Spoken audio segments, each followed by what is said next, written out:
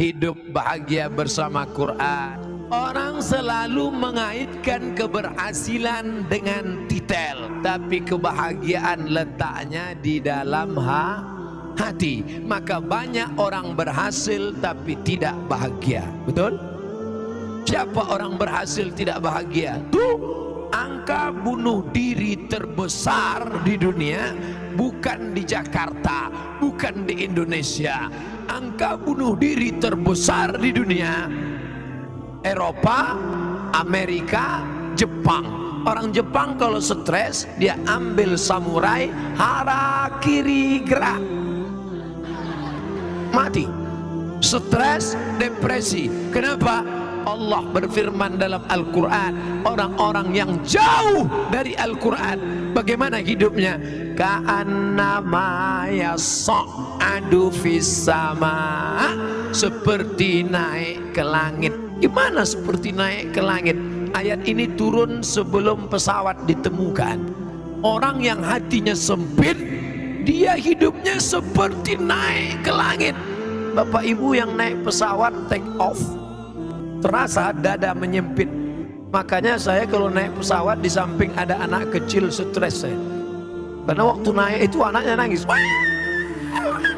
Mau marah bapaknya seram, nangis. Kenapa? Telinganya terasa peka, tuli, kepalanya pusing, mata berkunang-kunang, dada sempit. Begitulah mereka stres, depresi.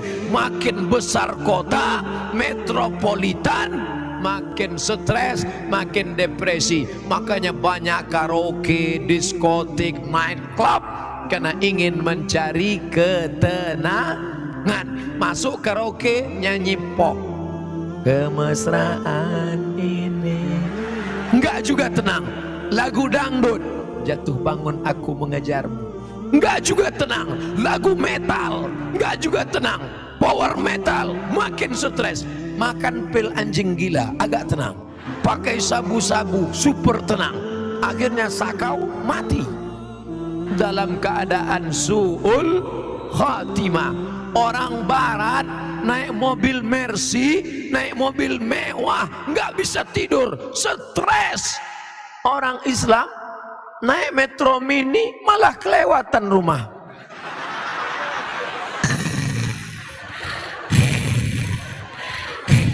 Batinnya tenang. Siapa yang menenangkan batinnya? Ala bidzikrillah, orang yang banyak berzikir mengingat Allah, membaca Al-Quran. Bidzikrillahi tatma'innul qulub, hati menjadi tenang. Pulang suaminya, uang belanja tidak ada, pergi pagi pulang petang, beras keringat banting tulang, yang dibawa cuman es krim. Kenapa buang? Dia jualan es krim, hujan dari pagi sampai sore. Istrinya nggak stres. Mama, apa boleh buat? Kita tidak dapat uang. Apa kata istrinya? Tenang aja mas, kita makan es ini bersama-sama. Sehat. Apa kata suaminya? So sweet mama. Hatinya tenang karena dia sudah diajarkan dalam Al-Quran.